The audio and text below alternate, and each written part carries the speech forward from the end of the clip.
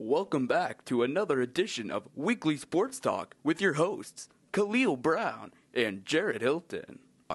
I'm Jared Hilton. Alongside me is Kalehl Brown. Friday night, the Tigers defeated Prairie in football 41-28. Next week, the Tigers will be playing Cedar Rapids Jefferson in the Dome. How do you think the Tigers played? I mean, Prairie failed to stop Tigers on a drive. The punt team wasn't on the field at all. But Prairie's quarterback did throw for 370 yards and 3 touchdowns in the game. Well, yeah, the quarterback for Prairie, Jace Hanna, played an amazing game, and the Cedar Falls Tigers secondary looked a little shaky, but, they were still able to manage to get the victory. But it was a great game to watch, you know what I'm saying? The Cedar Falls Tigers people were a little disappointed being the number 1 team in the state, and they only came out there and beat a Jefferson team who is 0-2, now 0-3, 41-28. But, it's all good, and they played Jefferson this week. I'm interested to see what the Cedar Falls Tigers bring to the Dome versus Jefferson this upcoming Friday. Well, what kind of corrections do you think the Tiger defense needs to make in this coming week before the Jefferson game? Well, I don't know what it is exactly, but, the secondary definitely needs to step up, whether it's coming up and jamming the receivers or dropping back in the zone, reading the quarterback's eyes. I don't know what it is, but they need to definitely play better because otherwise it's not going to be good for them and it could hurt them in the long run. Last night, the Tiger volleyball team was on the road at Dubuque Hempstead. They were swept 3-0. Cedar Falls just couldn't get into a groove. They didn't have that flow. How do you see them improving before this tournament Saturday? Well, it was a pretty major setback, actually, for the Tigers, who had come into that game ranked pretty high, actually, and Dubuque Hempstead was actually ranked, too. I'm surprised it wasn't a better game, and they lost. First game, I think it was about 25-12, and the second 25-13. It was pretty disappointing, but they definitely need to improve. They need to come out firing,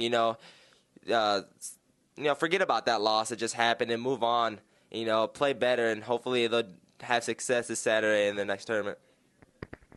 With players like Brown, Graves, and Dusenberry, I mean, you really have to expect more out of a team like that. Loaded with talent, I'd like to see them come out and be a little more competitive than that. In college news, the Panthers were on the road at Stephen F. Austin.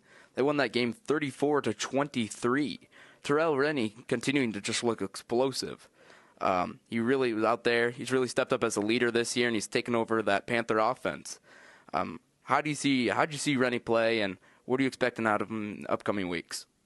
Yeah, he played really well versus Stephen F. Austin. He's played really well, actually, this whole year. It's really a step up from last year because he had some crucial throws and decisions that weren't very good for the Panthers. He's really looking more improved this next year. And UNI is now ranked 2nd in the FCS polls, which is great. They don't want to get head over heels, but they are a really good football team this year. And Stephen F. Austin is a good team, and to beat them the way that they did and, the rushing attack and how they're looking, I mean, they're a scary team coming up to the playoffs. So, and I'm excited to see what Terrell Rennie and the Panthers overall as a whole team have coming up as we go into the playoffs and such.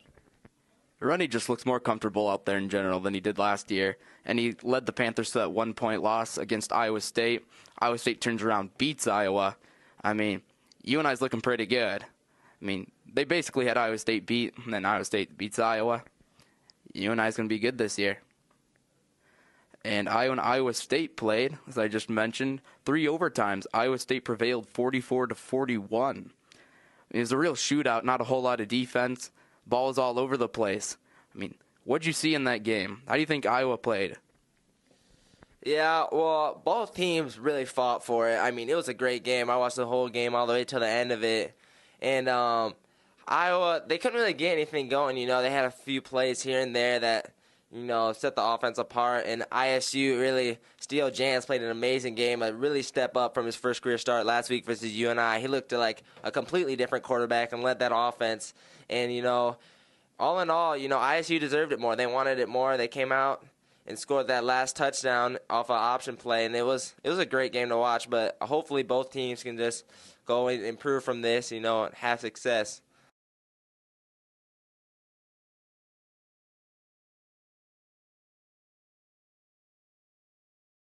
This upcoming week, Iowa will be playing at Pittsburgh, where they will be facing the leading rusher in college football. It's going to be interesting to see, after giving up 44 points to a team like Iowa State, it's going to be interesting to see how they shut try and shut down a guy like Pittsburgh's running back. Tomorrow night, the cross-country team, men's and women's, will be running at Birdsville Park, 4 o'clock in the Rich Engel Classic. This will be the team's first meet since Don Williams' accident, leaving him hospitalized. Don was released from the hospital Friday, and he's hoping to be there at the meet. Do you think his accident, if he's not there, do you think that gives the women's team more of a extra drive? Oh, yeah, for sure. Don Williams here is a great coach. I've never experienced personally, but I heard he's a really good coach. He's a good motivator, really drives the kids to do the best, and I'm excited to see, how it's going to turn out with the Rich Engel Classic, because I think the boys and girls are supposed to have a really good team, actually, and hopefully have a chance to winning state. So that'll be exciting to see what happens there.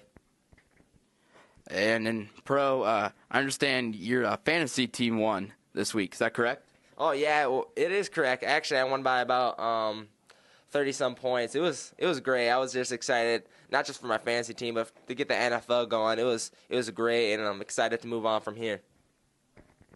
It was a great week for the NFL, minus the Cowboys game. For another episode of Weekly Sports Talk, I'm Jared Hilton. Join us next time.